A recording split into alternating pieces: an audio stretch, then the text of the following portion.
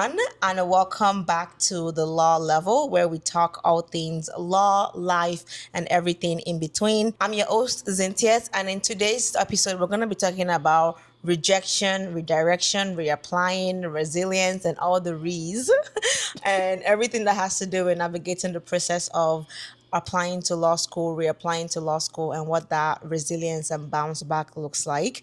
Today, I'm joined by Tenisha, who is an incoming law student, and she recently got accepted after being rejected quite a few times, not once, not twice, but third time's a charm. We're going to talk about the reality of just the emotional baggage that you had to carry. And when it comes to reapplying to law school, I carried it, so I can relate.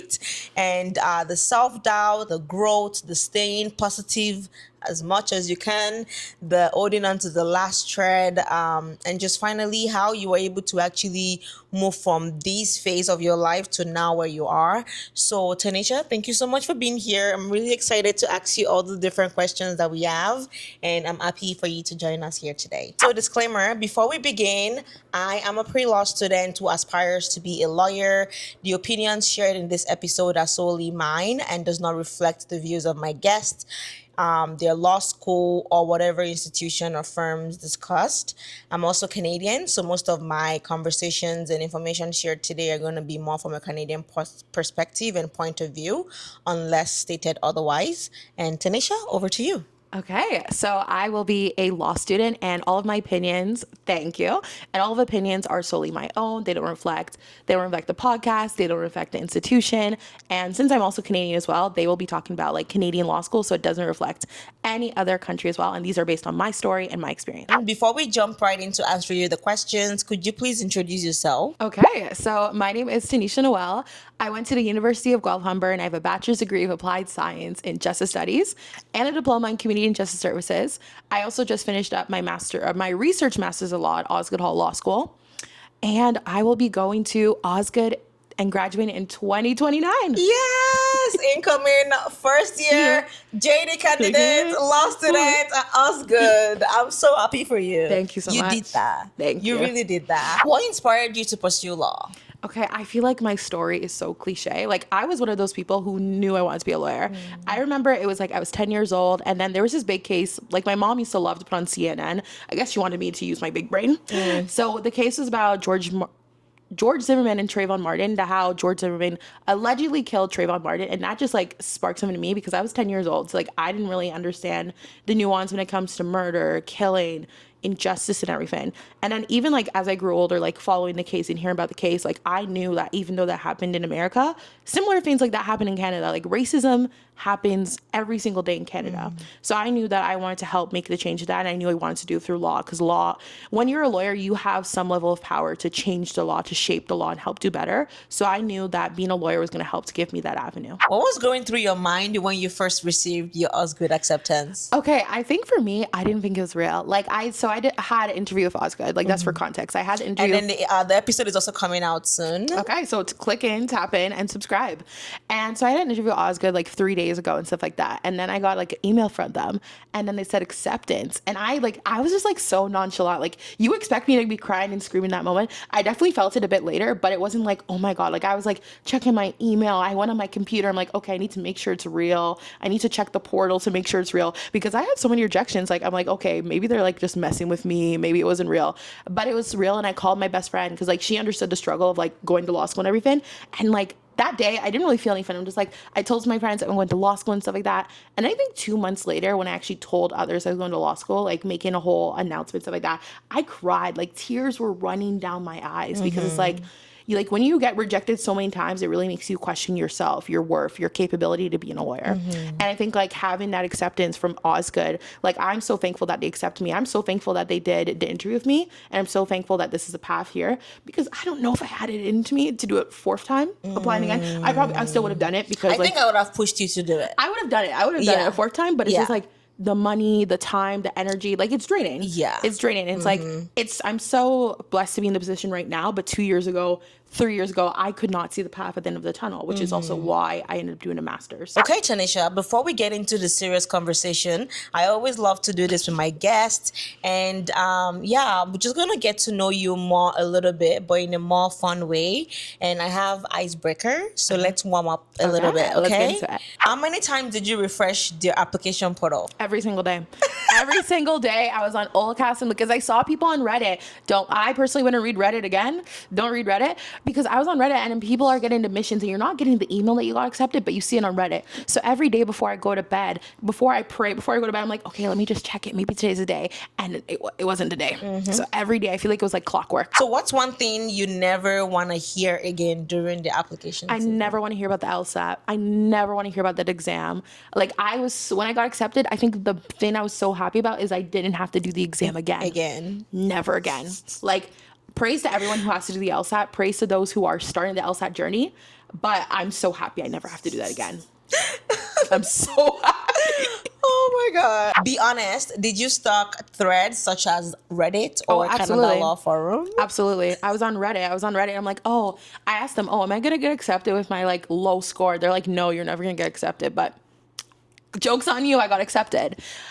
Like, definitely was on Reddit, like looking at it like actively. I still have Reddit actually. So, girl, you got to delete Reddit. No, but I have Reddit for other stuff now, not law school. I actually think it's a very like safe, off camera. I do like it for that thing. Yeah. Because I feel like social media where I can just read stuff and comment without anybody seeing who I am. But that's also the dangerous thing about Reddit. I know. But I do like it in that sense. That's why I asked people on Reddit, like, hey, do y'all think I'll get accepted? They told me I wouldn't. I think with Reddit, it was helpful because you kind of are able to know when admissions come out, because like not everybody has a community of people who are applying to law school. So I think Reddit helps to do that. They have like a US one as well and a Canadian one. So I think like, because law school admissions typically tend to come out in waves. Like there's about 3 waves, like typically 3 waves. But even though the waves happen, you can still get accepted or hear back within, like not during those wave times. So I think having Reddit did help me see like, okay, there's like the December wave, there's like a March wave, and there's like the final wave. What was your reaction when you got into law school? I was gagged. I was gassed. Did you scream? I didn't scream that day. I feel like I screamed 2 months later. I know it's such a delayed response for something I'm waiting for. 2 months but later? I'm just like, wow. Like I was just like so mesmerized. Like I checked my email for probably 2 weeks straight to make sure that this was my email and it wasn't a wrong email. It was accurate, because I just couldn't believe when I saw the email. I'm just like, wait, what? I had to like, I just made sure I even asked like, hey, can you read over this? Does it say my name on it? Because like I wasn't in disbelief that I got accepted. I was just disbelief like after all those days. It just came on like a random Friday and stuff like that. The one few days I didn't check like, what's it called? The portal. Yeah. What's one word to describe your law school application journey? Okay, I know you said 1, but I'm going to give you 3. I'm going to say expensive. Expensive is definitely one word. I would definitely say long. Actually, no, not long. Tedious. And it was in some ways joyful. In some ways. Really? In some ways. Maybe towards the end. Towards the end, it was joyful. But I think like to do like law school like applications, you have to have a different kind of drive. Like to do like any like graduate, master's, like law school, medical school, you have to have a different level of ambition. Because like there's people who go to undergrad, and it's great to get an undergrad degree, but like when you're going above and beyond to get your further education, there's some joy in that because you're taking the leap to the next step of your future. And a lot of people don't do that. And no shame on them, but like the people who take the time to do that, there's always a chance of rejection, but you still keep moving forward. Okay, thank you so much for getting to know you a little bit more and also doing that fun icebreaker. I think it was really nice to get to know you in a more fun way and, kind of see your reaction, getting into law school, your process of doing things. I also was on Reddit, so I don't blame you at all. So now we're going to get into the real conversations. We're going to talk more about just the experience, rejection, reapplying, mental health, literally different questions. And my first question is, what does being a first generation law student mean to you?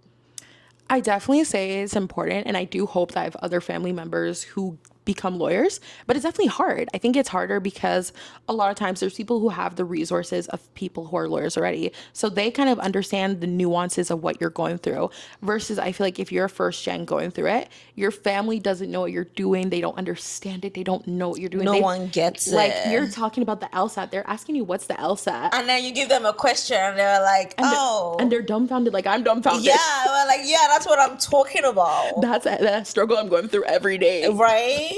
So I think like a first generation, like it means a lot to me being able to pave the pathway for my family. Cause like obviously I didn't have any lawyers. I'm going to be the first lawyer in my family. Me too, and I girl. hope that and I hope that like people in our families like see that, okay, like she did it, she's the first, I can be the second, I can be the third. And I hope one day to have like a family of lawyers, a family of really educated people. Next one here is, what challenges come with not having family members in the legal space? They never really understood what I was going through. They never understood like the struggles of like going like the LSAT. The LSAT I think is the biggest struggle. Like for example, like people who do the LSAT, it's such a mental strain. I feel like it was the mentalist strain because like I am not like people who do the LSAT, you're not dumb, but like The waiting to get your results. The and understanding before it clicks in. Yeah, and like the way that you're dissecting every single word and every single word could throw off the question and what the answer could be. So definitely say it's a challenge to that, or also think about like how expensive and how long the legal journey is, because it's not just law school, it's articling, it's the bar, and all of those things are expensive aspect for it. And if you're, let's say you come from like a lower income family, your family doesn't typically plan for that. Because like law school is expensive. It's a blessing, but it's so expensive to go to and it's so expensive to afford, especially in Canada. Yeah. Because Canada doesn't tend to have those full ride scholarships that America has or other places may have. Next question is, did you ever feel behind when compared to your other applicants? I think I would say I feel behind. I think the only time I felt behind was when like seeing people's scores. Like you have people on LinkedIn, I got a 160, I got a 170, I got a 180, and even like TikTok and stuff like that. Like you kind of do the comparison for social media. Like they got it, why can't I got it? I feel like that was the only thing I always compared, because I recognize like law school, it's a stats game. It's like it's also a game of statistics. There's other things that go into law school, but it's also based on stats as well. So it's like I'm like, okay, why can't this be me? Why can't I get it? Well, I'm holding like Tether, the LSAT trainer, the power score. I'm like, why can't Baby, look at all the books. I'm like, God, can't this come to me? Yeah. Can't you give me the knowledge I need? So I would definitely say behind in that regard. I feel like I do definitely felt confident in my personal statement and what I put into the application, but definitely it was tiring doing that year after year after year. Okay, so this next segment is more about rejection and reapplying. And I think what better way or what better guest could I have brought to talk about this? Rejection, guys. Tenisha got rejected first cycle, second cycle, and third cycle. That was actually news to me because Actually, wait. No, third cycle is when I got in. got in. Sorry, yeah. No, it's okay. And I'm like, no rejection the third cycle. oh, there were rejections, but Yeah. Oh, yeah. Yeah, so she finally got in the third cycle, which is so exciting. But my first question for this segment is, what was your reaction after that first rejection cycle? it was long. I cried. I'm like 6 rejections. Like you can see one rejection, like okay, 2, 3, and when you see all 6, and I like for me, I like to torture myself. Like I had all 6 in front of me. I'm just like, you know what? I said one day, one of them is gonna be acceptance. One day, And then you did. It did. I think the rejection definitely made me question. Not if law is still for me, if I should still go through this process, because it's a mental strain. It's definitely a mental strain that a lot of people don't talk about. And like, it was hard. It definitely was hard dealing with it the first time. And then a second year, again, it was definitely hard as well.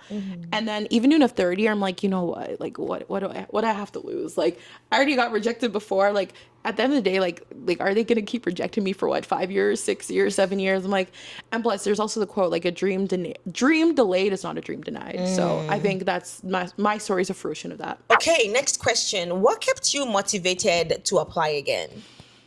I feel like I'm a dreamer.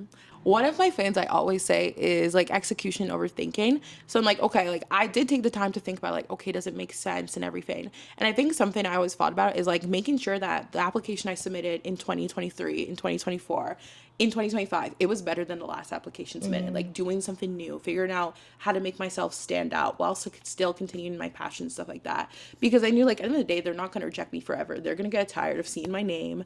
I wanted like when the law school saw me, that they're able able to Google me, that they couldn't deny me. I wanted to make myself undeniable. So I think that was the motto that really kept me going into 2023, into 2024, into 2025, into 2026. And how did your application change over the years? I know you mentioned that you made sure that your application was well polished and you did, your best when it comes to polishing your personal statement. But what else did you do to make your application stronger over the years? Okay, so I'll give you context for each year. So in 2023, like I was graduating university, I was involved in my university's like campus. I worked on school, I got awards and stuff like that. But I'm like, but I did that and it didn't get accepted. So I'm like, okay, maybe that's not enough. And then when I didn't get accepted into law school, I was really thinking about, okay, what am I going to do? And I just want to go into the working field. And I thought, okay, do what most people do, get a master's. Because I knew potentially, like, I do want to be a lawyer, but I knew potentially teaching and talking to people. So I'm like, okay, let me apply to do a master's. So I did master's of law at Osgoode Hall Law School. And I said, okay, that might help to make me stand out as well, because I'll be able to have like a thesis, a publication after my name. And let's say I could put that as like a supplementary document or something that people could read about. They can see more of my story. And then also throughout the time, I started a business. I started two businesses and a nonprofit foundation. So I'm like, okay, like those weren't started because of like law school. Like law school was Just never out the of goal. interest. They were out of interest. But I think one of my mentors told me is that everything you're gonna do is kind of lead into one thing. So I made sure throughout the statement I talked about how they connect to being a lawyer, how they connect to what I do, because I'm a big person for community development, advocacy, and youth empowerment. So making sure to bring that together, how I'll be as a lawyer. I love that. Thank you So much. everything is all interconnected. Like in as much as you were doing it for you were doing it for other people. It also kind of tied down to your why law kind of thing. Exactly. I love that. And then like one of the things I would say is like really like take a time to reflect. Like let's say you get rejected 1 year, take a time to reflect and think of a strategic plan of action. What are you going to do to make your application better? Because like, okay, like you could have the best story. Let's say in my case, your LSAT is what's holding you down. If you submit the same story and you get the same LSAT score or near the same score, they're not going to accept you. You need to show them like for that year, like one of my best friends, she I always did XYZ. Yeah, exactly. One of my best friends, she always has this motto, like when you graduate, when you graduate and you reflect on the year after graduation, what did you do? So I kind of apply that similar policy to like law school applications, like making sure that there was a lot that changed in a year. Like I applied for awards, I won governmental awards. Like I made sure that they knew about my name. Like when you type my name in Google, you'll see so many things. So I wanted to make sure that they knew that they weren't just dealing with like a quote unquote average candidate, that they were dealing with somebody extraordinaire. So like, and like making sure also position yourself, like don't talk about like why law school is for you. Like of course talk about that, but why are you an asset to their law school? Exactly. Because you're going to be a representation of whatever law school you go to, whether it's TMU, UFT, Queens, Osgoode, and you want to make sure, and they want you to be a good representation because alumni matters. So making sure that like you're also showing the value, the unique proposition that you add to their law school when you get accepted, and what you're going to do when you get accepted to also help to shape, to mold that law school. Exactly. And what you're going to bring to the table, even as an alumni, Exactly. as a student, alumni, and what that looks like in future for them. Okay, now let's jump into the mental health and pressure. Question here is, how emotionally draining was the process for you, honestly? I think for me, like I'm the type of person, I like to share about what I'm doing. So I definitely think it was draining when people asked you, hey, did you get excited? Did you get accepted? Did you hear back? And then I think especially on LinkedIn, like I heard a lot of my peers are hearing back from law school. They got accepted. And I'm always like, I'm so happy for them. I'm always asking, oh, Why not me? Why not me? When is going to be my turn? And then I think like people are asking, obviously they don't have bad intentions. They're just asking to know. And I think every time like somebody asked me and I couldn't give them the answer, my heart sunk a little. And it definitely was a draining process. It definitely was like a mentally draining process. Like you're doing so many things in your life and you just have like a moment where it's like, why not law school? Why not this? Why not that? So it definitely was a draining part. And I think a lot of people don't talk about that as well. Yeah. And next question is, how did you protect your mental health during this journey? Okay, I think for me, like when it comes to like law in law school and everything I do, I don't want to make like law, like even right now, being a law student is not my full identity. I am going to be a law student. I am going to be a lawyer, but I don't want to be like There's so much more to you. Yeah, I don't want to be the type of people who's like, hey, like, what are you? I'm a lawyer. That's not going to be the way I introduce myself. But making sure I have things going on outside of the law school process, like spending time with friends, family, like still making sure I'm living a fruitful life by doing other things that motivate me, other things that make me happy. Because if every single day, and And of course, I still think about law school. That's why I said every night before I go to bed, I look at OCAS. But there's still things beyond law school. So like making sure that I had a really good like social life, like academic life. Like I was still doing my master's through this time. So making sure that I didn't lose myself within the law school process, that it just became an asset to my life. Okay, so this next segment is the acceptance, okay? Walk us through the moment you got accepted into Osgoode Hall Law School. Who was the first person you told? Did you cry? Did you pray? Did you scream? Did you what was that like? Just tell us the story. Okay, I remember this day. It was March 20th, 2026. It was 10 a.m. And then for me, I'd always check my emails. Like, I'm an adult now. Like, people check their Snapchat and Instagram. I check my emails. I do grown people things. So like when I saw like Osgoode, I'm like, oh, they're probably telling me I'm rejected. Let me not open this. So I didn't open it at first. Really? I didn't open it at first. I'm like, okay, Osgoode, like if you've been rejected so many times, you don't think. And I just did the interviews, and I even followed the same day. I'm like, okay, maybe they'll take time, like a week. And then I went on my computer because I'm like, I feel like that's like the big decisions happen. And I saw acceptance. I'm like, wow. And then I clicked on the email. I'm like, oh, make sure it's for me. Make sure they didn't send it to the wrong person. Like I wasn't in doubt that I got accepted, but I was like my eyes went wide. Like I was like, wow. I was like, I'm a talker, so like I'm a yapper, so like I could go a mile a minute, but I was just sat there, and I'm just like, wow. And I called my best friend because she knew, like she watched me through. So it was your best friend you called, not your mom? No, my mom. I waited till because I was waiting till my mom to come home because I wanted to tell her in person. From work. Okay, I didn't want to tell her like over the phone. And then she's like, "Wow, like this is something that you've been working so hard for, Tenisha. I'm so proud of you and everything." And then like I didn't tell like I told like only like my other best friend as well. I didn't tell like the whole world yet because I wanted to sit with me first, and I wanted to make sure that nothing went wrong with that acceptance in 2 months. So that's why I ended up Pay for your deposit. Exactly. Firm accept. Yes. No provision. That's what I did that the same day. I'm like, okay, you know what? I'm just like, like before I went to bed, I'm like, okay, I have to do this. And then I'm just like, wow. I was like screaming on the inside. And then I didn't cry that day. I actually cried like 2 months later when I wrote an announcement, because I'm like, okay, this is the day that like I've been waiting for. Like obviously not like social media gratification, but even like writing my story, putting it on paper, put it on social media and stuff like that. Like I cried because I'm just like, this is something I went through for so many years, and now I'm finally seeing the fruits of my labor pay off.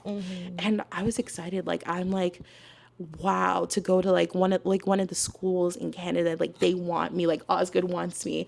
And even like when I started my LinkedIn post, like I said as a joke, I'm like, because like with social media you have to do hooks. I'm like, I think the hook was like, I didn't think anyone would ever want me, and then Osgoode did. I'm like, it really was like a beautiful moment. Like even just like having that and just knowing that, okay, that everything I've been doing has paid off. Walk me through LinkedIn and like just like even whatever social media you posted there. Do you find that people that you don't even know were congratulating you, lawyers, law firms? Like what was that like? Like on LinkedIn and on like I did it Instagram, I did it LinkedIn, I did it TikTok, because like I didn't do it just like show off and stuff like that, because I understand like the other side of things. And even in my caption I included my rejection, because I didn't want people to think that this is like, okay, I'm just a perfect person and things are going on and everything. I wanted people to see like the hard side. Like I got rejected 2 years in a row and it's finally happening now. And I even wrote to somebody reading this day, just because you see acceptance, this will be you. This will become you. Because like I recognize reading people's acceptance, I was happy for them, but I was also sad for myself. So like a lot of people congratulate me. Like I'm so happy for the love of my community. And I always say this, a win for me is my win for my community.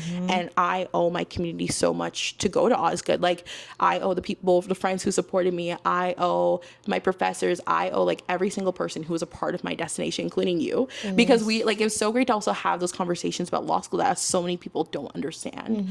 And like really, like this is not just like me going to law school, this is us going to law school. This is like the win for us. So it's never just like about, okay, Tenisha gets to go to law school. No, it's about like giving it back to my community. I hope even as a lawyer I'm still able to do that. Do you find that pretty law students were reaching out to you after that on TikTok, Instagram, LinkedIn? Yeah, I got so much like an influx of messages about like, of course people ask about your stats. I'm not giving my stats, but people ask about like okay, like what's your story? Can I hear more about it? Like editing statements and stuff like that. And even and even got like strangers, like even on TikTok, they're like congratulations, stranger. And it's just like I'm happy that people reach out to me, because I was always that person reaching out to other people when they got accepted. So it's like a full circle moment. Next question here is, what are you most excited about entering law school? I think Balsa is one of the things. We're excited for BALSA, Black Law Law Students Students Association. Association of Canada. I think BALSA, like, I always saw it. Like, I've been to their, like, pre-law events. Like, that's where, like, we saw Yeah, each other at. yeah. Yeah. So, like, I'm definitely excited for BALSA. And just, like, also, like, how they have their, like, conference every year. Yes. And just, like, being a part of, like, the Black legal community in Canada, like, I'm just so excited for that. And, like, I'm just so excited to, like, also meet people. Like, meet people who understand the drive of what it means to becoming a lawyer. Like, find new friends. Like, I am so, like, I'm also nervous for law school because there's a lot of things that come with it. But BALSA, I'm so excited. I'm like, y'all are gonna see me maybe in like Vancouver and Montreal, like wherever they go, I'm gonna be there. You're gonna be in the panel too. We'll see. You're gonna be in the panel. We'll see. Hopefully. You're gonna talk Hopefully. your talent.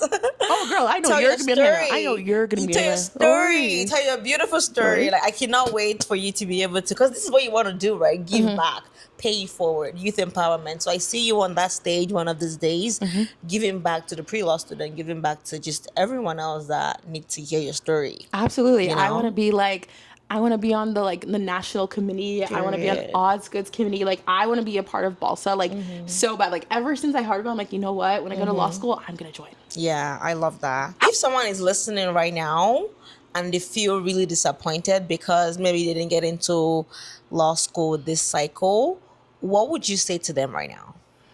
Okay.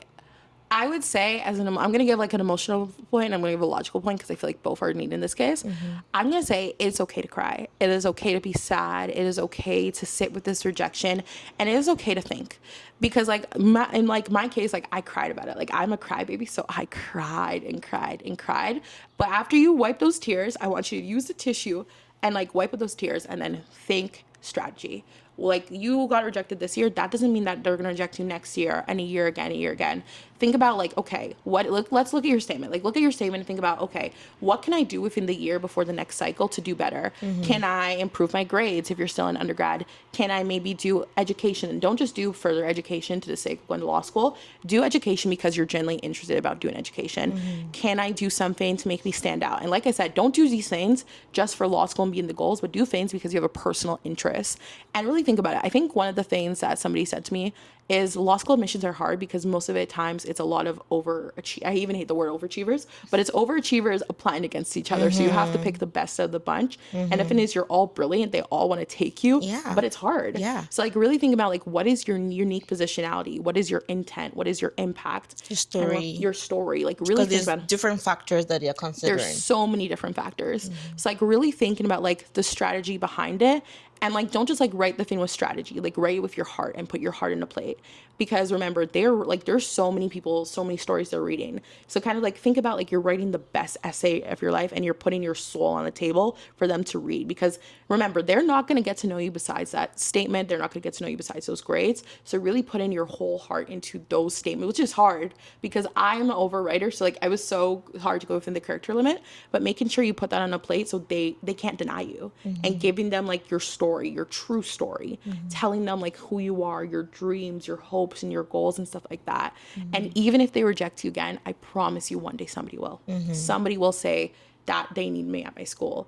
And like also don't just think Canada as well. Like people apply to England, people apply to the States, people apply to Australia even. So like if like let's say Canada, maybe considering like going to another place and coming back to Canada if that's your goal as well. Yeah, honestly, the world is your oyster.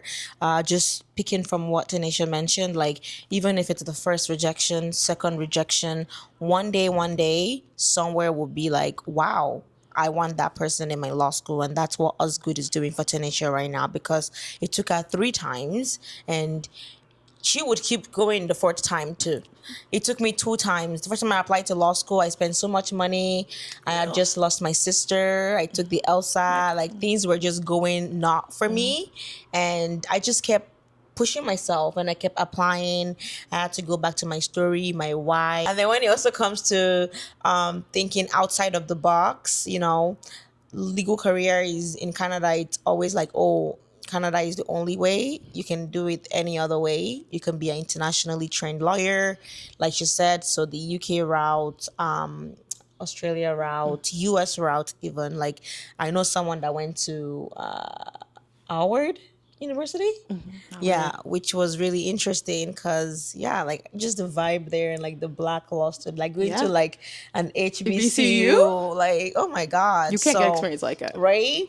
But then there's the US dollars That's and the expensive. pounds. So yeah, honestly, even in Canada, law school is not cheap. Like, you might have to move to whatever province or whatever city. So just, consider all the factors and just cast your net wide open and just be open minded. Next question is, what advice would you give someone reapplying to law school right now? Okay, first advice I would say is be prepared to take the LSAT, not once, but maybe twice, giving yourself that opportunity. I think the mistake that I always did is I waited till January. I'm a procrastinator. I waited till January. To write your LSAT? Yeah. And I think the only thing is when you write in January, it's not bad. It's just a lot of some admissions have already gone out. And then the thing is about like, I would rather you would think, I would rather know my score on the LSAT before applying to law school rather than because in Canada, law schools typically do on like the first week of November. So like when you apply, like you don't know your LSAT score. So like schools aren't going to accept you, especially if you haven't done the LSAT before because there's no score in your application. But if you do it in January, you hear back like end of February and stuff like that. That's just like a longer waiting game. So I feel like that's the one thing I would say. I would have told myself maybe like September or October and stuff like that. But I'm a procrastinator. So I would definitely say like give yourself the opportunity to do it like maybe at least twice before the deadline. Like maybe like June and October or May and September, just so you know the score that you're applying with and you're making sure that you're confident within that score as well, versus waiting later. Like you just have to kind of like take the score that you get and see what happens. I would also say like giving yourself grace. I think one of the biggest things is law school admissions is sometimes can be a nightmare. Like it's great to apply to law school, but it can be honestly sometimes a nightmare because there's so many things happening at the same time, especially if you have work and you have school as well. And that's like a full-time job in itself because you need to get like your statement in, you need to get your resumes, you need to do your, what is it called? Like like, when you're putting all the things that you did. ABS. Yes, like the autobiography sketch. Yes, the autobiography sketch. Like just giving yourself enough time. And also I definitely say like submit before November 1st just because I always say Halloween, guys. Submit on Halloween is the deadline, okay? But submit before Halloween. Yeah, because what's gonna happen is the website may glitch or crash because so many people are applying. So like even submit before Halloween, like submit like the week of 25. Like give yourself time because your computer might crash and you don't want it to crash because it's a lot of money you're spending and a lot of time you took into it. Oh, and the last thing I would say actually is have support systems. Because like a lot of times I think, especially if you're the only person who's going through the law school admission process and none of your friends understand it, it's hard. Having support system like we have here is it's amazing. We have each other. Before we got into law school, we check up on each other. LSAT, I think we studied together briefly and like, it's good to have support system. It's very good to have support system. Yeah, and like finding your own like support system so you could study together. You could talk about through the process because they get it what you're going through. Okay, the next question here is, if you could see Tenisha from 2 years ago right now, having to reapply the second time or even the third time, what would you tell her? I would tell her to not change anything. Like, don't change anything about what you're doing. Don't change anything about the process, but everything will work out. Everything will work out. I know that sounds generic because, like, I see those quotes all at the same time. But, like, give yourself grace and enjoy those 2 years because a lot of things, like, in my life wouldn't have happened if I got into law school. Yeah, Masters of Law. Yeah, guys, let's talk about that. That never would have happened. Oh, my God. That's huge. That never would happen because, like, I was never somebody who's like, okay, I want to do a master's and stuff like that. And then after getting rejected from law school, like, I know a person, I thrive in, like, academic spaces and stuff like that. Too. So I'm just like, okay, like, maybe a master's. And it was a fully funded master's. And it was at Osgoode. So I'm like, okay. Fully funded? It was fully funded. Wow. And, like, let me not say, in many cases, like most times, some masters are fully funded. So that's definitely something to look into a possibility. But I thought, I'm like, okay, it was a master of law at Osgoode. So I'm like, okay, I got like other acceptances for masters. I'm like, okay, if I go to do the master's of law at Osgoode, I have a connection to connect with Osgoode and like And just see, being in Osgoode Hall, like the building and just everything in general. So I'm like, okay, I'm like, you know what, that was a good, it wasn't just strategy, but that was also a good strategic play on my end, because even during the interview, which we'll talk about, like they also asked about that. Okay, now last question. What are you looking forward to in your legal career? That's a great question. I think for my legal career, I don't actually know what kind of lawyer I want to be. Like, I feel like when I was younger, it was very much criminal law, but I feel like I've done so many things. I've done like a community work, social justice, entrepreneurship. So I feel like I'm open to learning about the different types of law, like corporate law, tech law, and like seeing what they had, like real estate law, seeing what they have to offer, and really making sure that the law that I choose, number one, of course, is aligned with my passions, my dreams, and my goals, but also I think makes money. And that might be selfish to say, but the reason why I say makes money and stuff like that is because law school is an expensive investment. You want to make sure that you are having a decent ROI, especially if you're return on investment, especially if you're going into debt, especially if you want to live like a fruitful life, because law school in Canada almost costs like around $90,000 for like 3 years. And that doesn't include like articling the bar or anything. It doesn't even include living expenses. It doesn't even include living. That's just tuition. That's just like the baseline in itself. Yeah. So making sure that I'm getting that return investment, because like being a lawyer, it's not just about money. Of course, money is a nice solid benefit to it, but it's about like making sure that I'm able to make a difference, like doing the difference that I wanted to make 5 years ago, 10 years ago, like making sure that I'm fulfilling my childhood goals and also helping the Black community, because it's so important. It's so important. And also being a part of like, no, it's not, I think it's 3% of 3%. 3% of Black lawyers. So like 3%. I cannot believe we're going to be part of the 3%. That's crazy. Hopefully we'll make it 5%. Hopefully And we keep increasing We'll it. keep increasing as time goes by. Yeah. Also, this cycle, it's actually 8% of people that got into law school. 8%. 8%. Wow. So you did that. I did that. We did that. And we you're did going to that. do that too. And you're We're going to gonna do that too. The conversation doesn't end here, guys. Before getting accepted into Osgoode Hall School of Law, she actually did an interview. And in another episode, I'll be sitting down with Tenisha to dive into the interview process and what that looks like, how she prepared, some of the questions that she prepared for, and just the whole experience in general. So thank you so much for being here, Tanisha. Thank you so much for having me. Thank you for being brave to even share your story. It has not been easy, but I'm glad that we're finally there, and the picture is bigger. So just keep dreaming, just keep painting, and everything would happen the way you continue to imagine it to be. And I think stories like yours are really incredibly important, because they remind people that success is not linear. It definitely people is think not. It's just like, straight path, No, college, it goes university, up and masters. down. It goes Up and wiggling, down. like those Canada's Wonderland. It literally goes up and down. Literally, guys. And rejection does not mean the end of your journey, as you can tell. It's just redirection. It's just redirection, guys. So, and to everyone listening, even if it's that one person, I really hope you're able to take away something from today's episode. If you didn't learn from me, which I talked about my story pretty briefly, because I think the perfect person to bring on today's episode is Tenisha.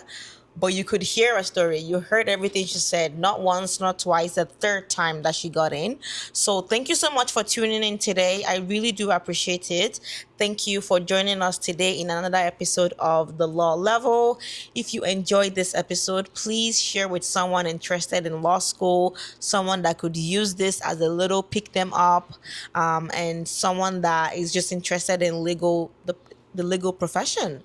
Follow us on Instagram, TikTok. Make sure you subscribe to The Law Level. And come learn about law, life, and everything in between. I'm your host, Zintiet, and your guest, Tenisha. and we'll see you in the next episode. Bye. Bye.